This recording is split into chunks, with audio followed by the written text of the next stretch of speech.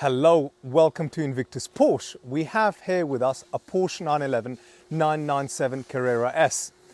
In the current market, these 911s are becoming rarer and rarer to find, especially those in very good condition, both from a service history point of view, a mechanical point of view, and an ownership. This is currently on a 05 plate, which means a single row AMS bearing. But you could be at ease knowing that the AMS bearing has been upgraded and it's got a new clutch, flywheel, and loads of invoices to back up all the recent work that's been done on this vehicle. Someone that traded this 911 in was a massive fan of the Basel Black Metallic. So he traded a Basel Black Metallic Porsche 911 and bought a Basel Black Metallic 911, which was an upgrade because he bought the Neo edition. It also has the xenon lights, which makes it very easy to see out there. It's got the 19-inch lobster claw alloys. Doesn't have a pan roof, or otherwise known as a sunroof, which can be a brilliant thing to have because you don't have something that makes a lot of noise and just something else that could potentially break down and that would need a repair. What I like about the 911 is the heritage, the design value, and a product that is evolved over many years. And it's the small little touches that, to me, what a 911 really stands for being something that is amazing. I like the fact it's got this retractable spoiler, but the small details that I'm talking about is when the spoiler comes up, you've got a brake light here, meaning that the brake light there actually doesn't turn on, and this takes over from that brake light.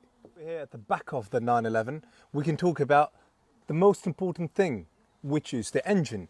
Well, rest at ease. This has a full Porsche service history up until 62,000 miles. And then from 62,000 miles up until 86,000 miles, it's got a Porsche Specialist service history, all pretty much at the same garage, except the last one done with us at Invictus Porsche. And it's also gone through a cylinder leak down test, a compression test, a bore scope inspection, and an over rev report, and a 111-point health check to give you the ultimate peace of mind that the Porsche 911 that you're buying from us is not kaput. On the inside, we find sports seats that are adjustable with the back electrically operating, and you can adjust it using this lever on the side or pull it back or forward with another lever here. It's got sports steering wheel, cruise control, Bose sound system, meaning that you get an amplifier which produces slightly better sound. It's got the 6-speed manual gearbox with PASM as standard, which basically by pressing that button stiffens your dampers and gives you a more sports orientated, slightly rougher ride, especially on beautiful, gorgeous countryside roads, which we'll take it up on now. The other details that I love on the inside of this is the silver instrument dials, the Alcantara roof headlining, and the fact in a 911 you get 2 rear seats, and someone like me can actually easily fit in there. Who can say this about many other sports cars? By having 2 seats at the back where someone can comfortably stay there.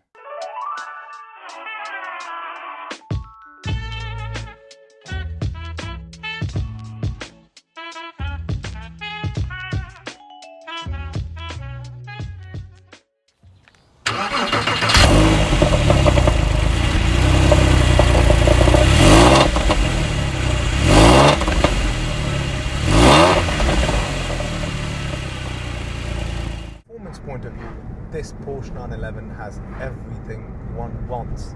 That is torque, good MPG, it's a practical car, it drives really well both as a sports car and as a daily.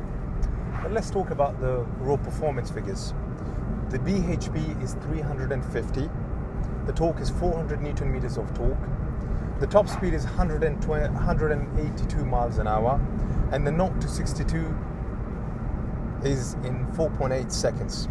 The total curb weight is 1,425 kilograms. In terms of a combined MPG, one is able to get 25 MPG, and the highway MPG is 34. But this isn't just what a Porsche is looked at in terms of a daily practical sports car. It's all about how it drives and the experience of it.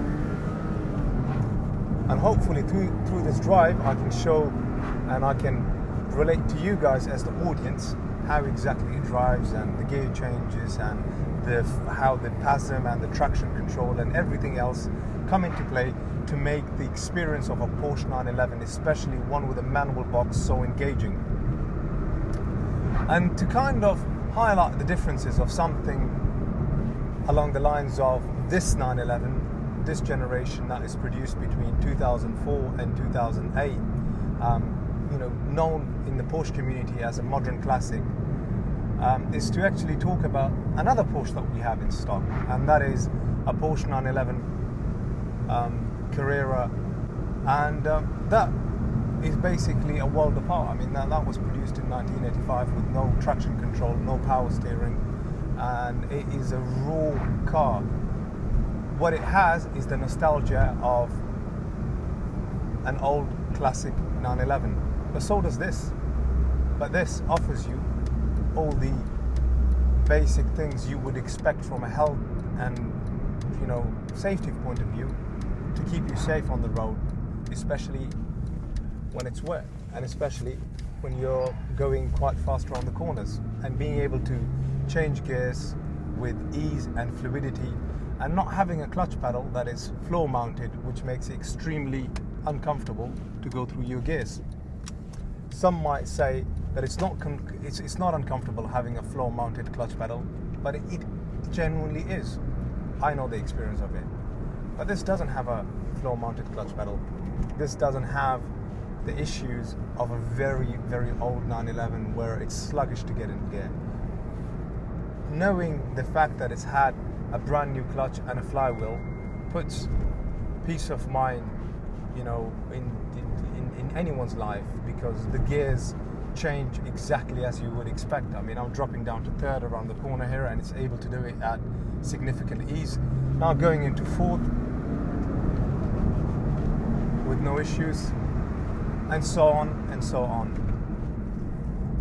But it's the fact, a 911 is a product that's evolved over so many years, that's perfected and refined and improved year on, and it's never stopped evolving since they first started making them, in the 60s. Wow. That is a lovely target. Turbo alloys, hey?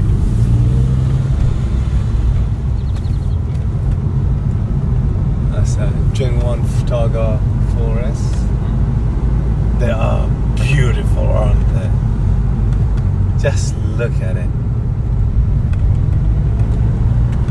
Don't forget to comment, like and subscribe, and should you have any questions about this Porsche or one of the other Porsches in our collection, I would be more than happy to answer your questions. Thank you for your time.